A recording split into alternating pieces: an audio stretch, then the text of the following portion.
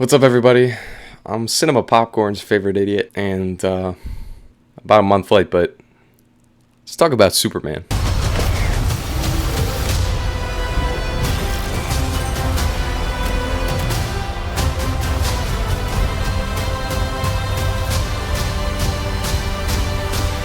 What is Superman? Why is Superman? Who is Superman? All good questions, all very valid questions of this video, this movie review. I guess we'll start from the get-go. Kal-El, the Superman, escapes from his home planet, Krypton, as it was being destroyed. His parents sent him out on a final last-ditch effort to get him to safety, and he lands on Earth. Crash lands in Smallville, Kansas, where a bunch of farmers raise him, name him Clark Kent. Turns out he's got some crazy abilities and saves a bunch of people. Essentially, if you ever watched Megamind, that's what happened.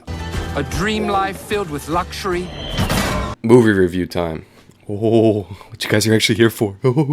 What did Superman do right? I thought the casting was really effing good, especially considering the tone of the movie. David Cornsweet, he's got the charisma, he's got the physique, he's got the enthusiasm, he's even got the voice. That man's a tall glass of something, that's for sure. Let's do it, Cronkite. Superman. Miss Lane. Since the tone of this movie was very comic booky, and if you watch it, you know what I'm talking about, I think the casting and direction in that sense was really good and exactly what it intended to do, because the dialogue, the scene progressions, they all had some sort of goofy undertone. The movie didn't take itself that seriously, and I think that was a good thing. Nicholas Hoult as Lex Luthor was the best portrayal I've seen in my lifetime. And I've seen Jesse Eisenberg's Lex Luthor. The problem of you on top of everything else. You above all. What was that? The whole thing about Lex Luthor and the Superman universe is that his brain always stood a good chance against Superman's brawn. I think that was really used here, utilized well here. You see it all throughout the movie, the idea that Lex Luthor's brain, was always a step ahead of Superman. Again, Nicholas Hoult gave a brilliant performance in my opinion, and he's a pretty underrated actor. Visuals.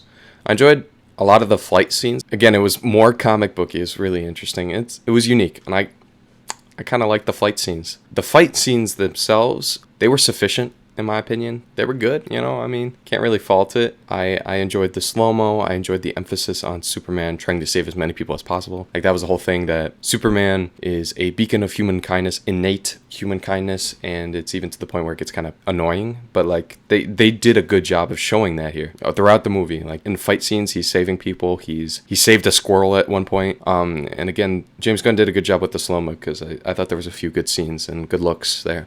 A really surprising element in this movie that caught me off guard and was actually really good was Krypto the dog. He was a good comedic relief without being annoying, came in at the right times, and he gave this movie a very much needed lighthearted tone in a way. Wait, why is my phone's in my hand for no reason? He made me smile. He was very relatable to dog owners, and he may have single-handedly saved this movie from being put in the mid-watch category. Krypto the dog. The unsung hero of Superman 2025. Honestly. I guess another thing that this movie did really well is that it made Superman feel pretty touchable and not all powerful. The biggest problem with Superman is that he is overpowered. He only has one weakness, and that's kryptonite. But in this movie, we get to see all of his powers. All of his powers are showcased often, and we see him win, but we see him get beat up a lot. And he really relies on the help of other people, and it makes you even start to question just how strong he really is. And so for that instance, it's kind of like a 50-50, because it was good. The main character felt human in a way, right? Like he could fail, but it was to the point where, like, is this Superman? He should be stronger than this, you know what I mean? So I guess in a way that's a good thing, but also kind of bad. Everyone's favorite part, maybe it's everyone's favorite part. Where does Superman fail? Let's begin first off by saying that James Gunn might be mentally insane. If you've seen any of James Gunn's other movies, like Guardians of the Galaxy 2, 3, The Suicide Squad,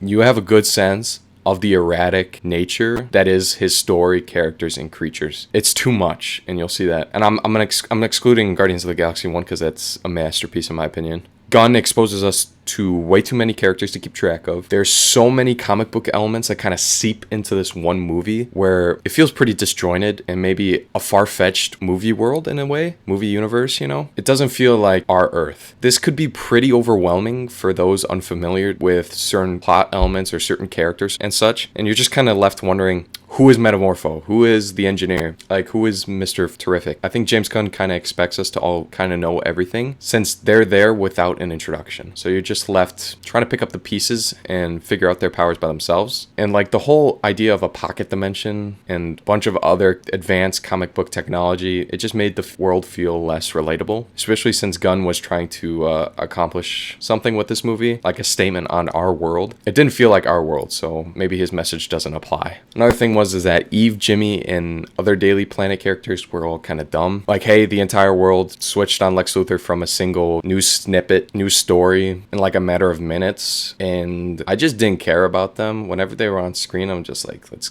get back to Superman. And I think Lois Lane, the person who played Lois Lane, and their portrayal of the character was good. I think it was actually good. Everyone else in the Daily Planet, just like, why were they there? I don't know. Let's talk about the engineer villain, which you'll see. She was a goofy character that lacked any sort of character development. They kind of hinted that she was starting to disagree with Lex Luthor, and that was just left to die. Like, she had no redemption, and then she just left the movie. And it was just like, why was that there? And I never could take any scenes with her that seriously because I thought her powers were a little silly. And that's very James Gunn-esque. I think the most important issue with this movie is that with everything going on in the movie, the main messages were just lost to the craziness, to the James Gunn craziness. Superman talking with his dad in the middle of the movie was supposed to be a very emotional and moving scene, but it fell way flat and even seemed to be rushed. It was just magically, we were there for like 5 minutes, big statement, big talk, big life lesson, and then we left. It was not treated with the authenticity or the commitment that it deserved. It was just there as maybe a play onto the heartstrings, but it fell so flat. At the end, Superman delivers a big theme line where he says, "I'm more human than you, Lex Luthor," and it just simply didn't hit. I wasn't filled with any emotion or any realization into myself